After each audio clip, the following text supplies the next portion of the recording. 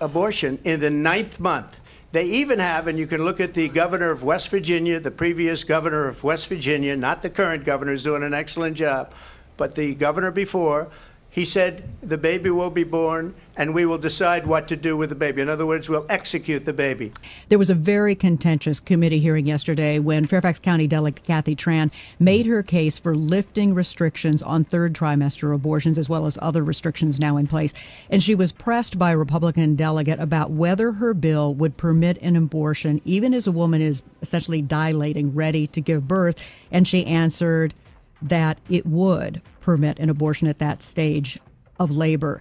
Do you support her measure and explain her answer? Yeah, and I wasn't there, Julie, and I certainly can't speak for Delegate Tran, but I would tell you, first thing I would say is this is why decisions such as this should be made by providers, physicians, and the mothers and fathers that are involved.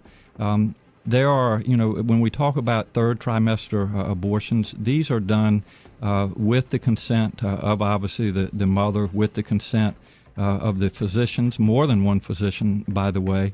And it's done in cases where there may be severe deformities, there may be a fetus that's non-viable. So in this particular example, if a mother is in labor, I can tell you exactly what would happen. The infant would be delivered. The infant would be kept comfortable. The infant would be resuscitated if that's what the mother and the family desired. And then a discussion would ensue between the physicians and the mother. So I think this was really blown out of proportion.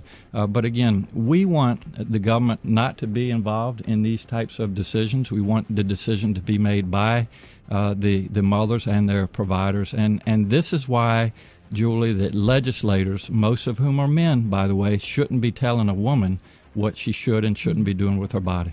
And do you think multiple physicians should have to weigh in, as is currently required? She's trying to lift that requirement. Well, I think it's always good to get a second opinion and for at least two providers to be involved in that decision, because these decisions shouldn't be taken lightly.